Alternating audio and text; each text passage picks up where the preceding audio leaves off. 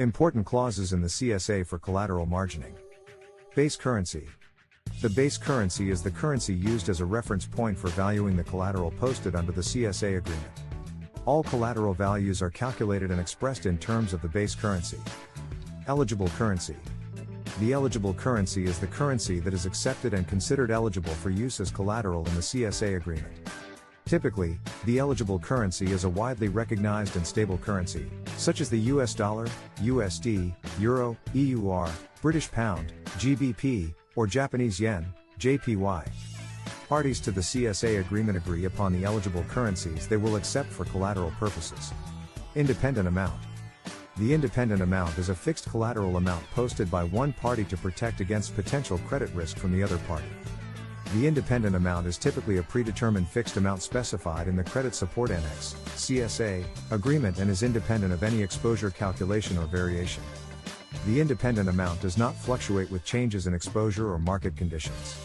The independent amount is posted up front and is not contingent on the exposure reaching a specific threshold. Threshold. The threshold is defined in the CSA agreement and serves as a floor or minimum level for collateralization. It determines when collateral must be posted or returned based on changes in the party's exposure.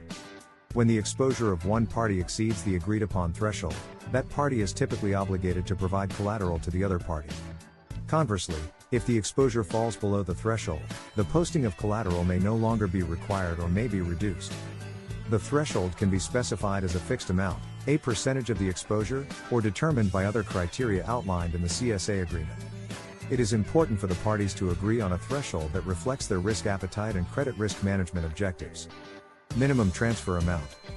The MTA is specified in the CSA documentation and serves to reduce operational and administrative burdens associated with frequent and small collateral transfers.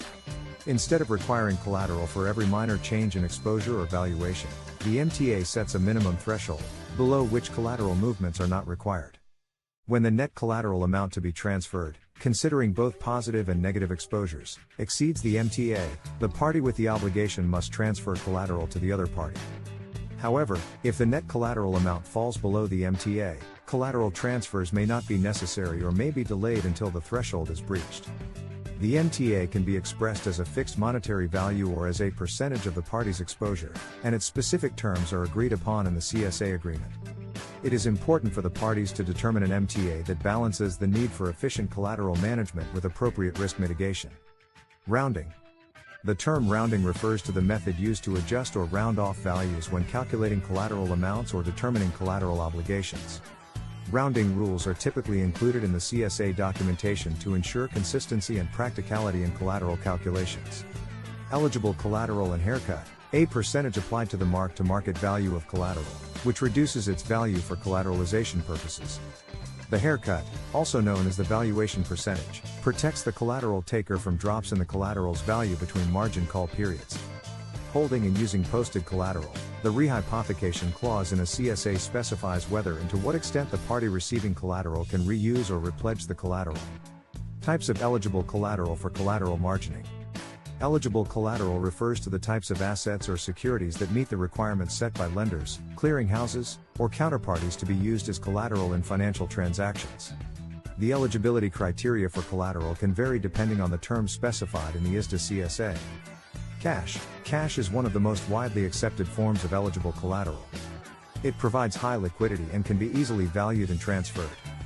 Government bonds. Bonds issued by governments or government agencies, such as treasury bonds or sovereign debt, are typically considered eligible collateral due to their low credit risk and high market liquidity. Corporate bonds. Bonds issued by well-established and highly rated corporations may be eligible collateral, particularly if they meet certain credit rating requirements and have sufficient market liquidity. Equities. Blue-chip stocks or shares of highly liquid publicly traded companies can sometimes be accepted as eligible collateral, depending on their market value, liquidity, and acceptance by the counterparty. Mortgage-backed securities, MBS, collateralized debt obligations, CDOs, or mortgage-backed securities can be eligible collateral if they meet certain criteria, such as having a high credit rating and being issued by reputable institutions.